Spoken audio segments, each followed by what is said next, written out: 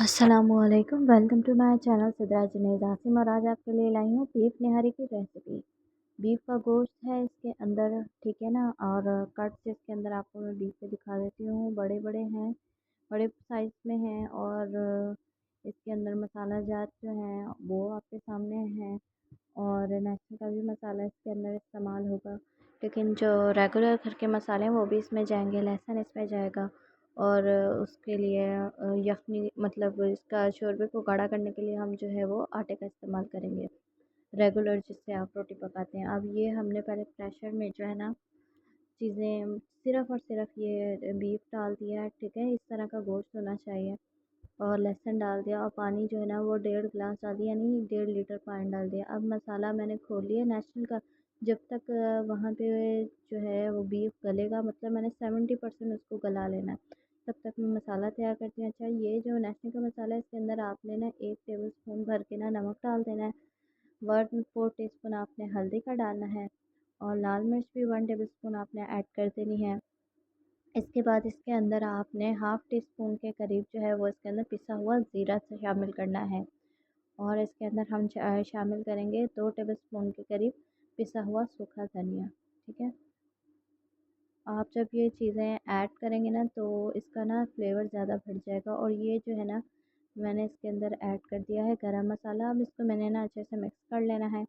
और इसके इसको ना अगर आप मैं जो टेक्निक बताने जा रही हूँ ना वो गौर से नोट कीजिएगा।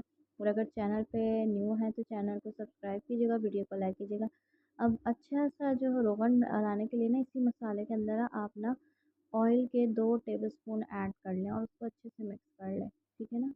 रोगन जो है ऐड करने के लिए जो तरी जिसे कहते हैं उसके लिए आपने इस पॉइंट पे आके ना थोड़ा सा 2 से 2.5 टेबल स्पून के करीब ना ऑयल ऐड करके इस तरह से मिक्स कर देना है, ठीक है। थोड़ा सा मैं और इसके अंदर ऑयल ऐड करूँगी, ये देखें इस तरह से थोड़ा थोड़ा करके आप इसके अंदर ऐड कर दें। और इस तरह से आपने मसाला रेडी कर लिया है। तो ये आपका मसाला रेडी होगा। और फिर आप इसके बाद इस कढ़ाई में और जो है वो घी ले लें। घी में बनाए तो ज़्यादा बेहतर है। 1 कप के करीब जो है वो मैंने घी ले लिया था। जैसे ही वो मेल्ट हुआ तो उसके अंदर प्याज एक ऐड कर दी। प्याज जो है वो लार्ज साइज़ की थी, वो मैंने ऐड कर दी है। जैसे ही इसमें लाइट ब्राउन होना है, बहुत डार्क की तरफ नहीं लेके जाएंगे, डार्क ब्राउन नहीं करना है। जैसे ही लाइट ब्राउन होगी वो लाइट ब्राउन तक ही इसको रखना है। इस पॉइंट पे आके 2 दालचीनी के टुकड़े और 2 ही बड़ी इलायची के टुकड़े मैंने ऐड कर दी हैं।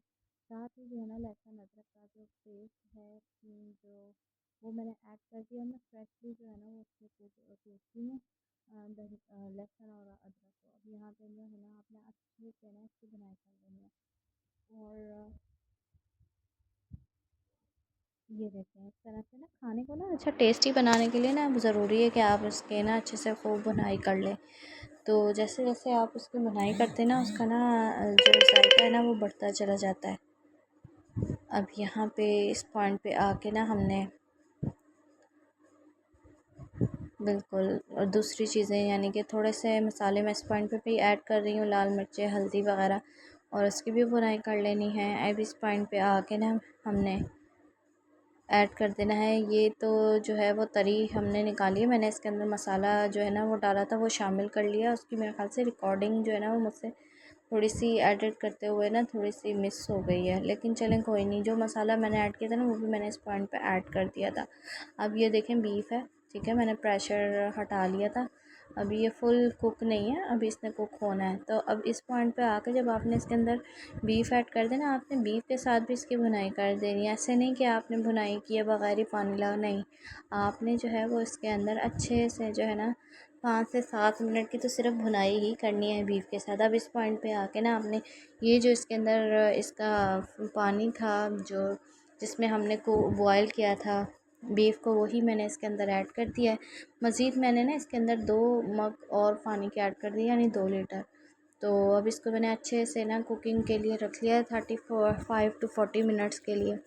और अब जो है ना हम थिकनेस के लिए जो है इसकी ग्रेवी को थिक करने के लिए आटे के 3 टेबल स्पून ले लें आप।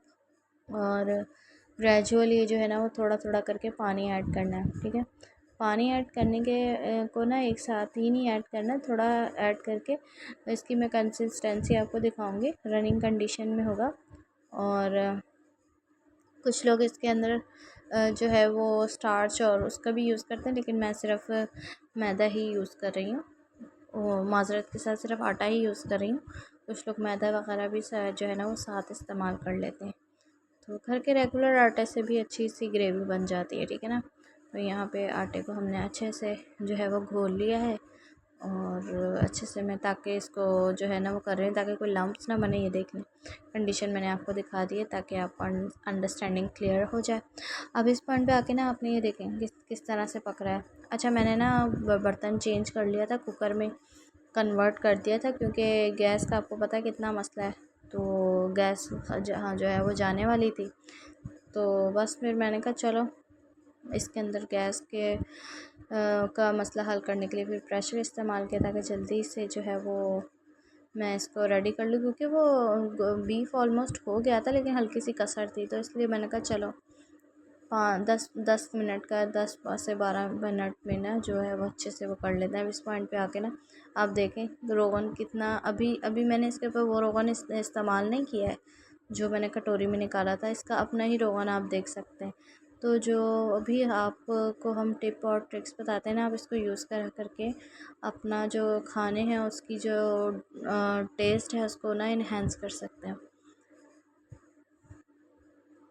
ٹھیک ہے نا۔ اب جب آپ نے اس کے اندر جو ہے وہ آٹا ایڈ کر دیں، آٹے کا گھول ایڈ کر دیں، اس کے بعد آپ نے 2 منٹ مسلسل چمچ ہلانا ہے تاکہ اندر لمپس نہ بنے، اور جیسے ہی آپ نے اچھے سے اس کو ہلا لینا نا، اس کے بعد آپ نے اس کو دم دے دینا 15 سے 20 منٹ کا، اور یہ اس کی جو ہے نا وہ فائنل لک ہے۔ اس کے بعد آپ اس کو پیاز دھنیے سے اور ہری مرچوں سے اور ادرک سے اس کو گارنش کریں اور انجوائے کریں۔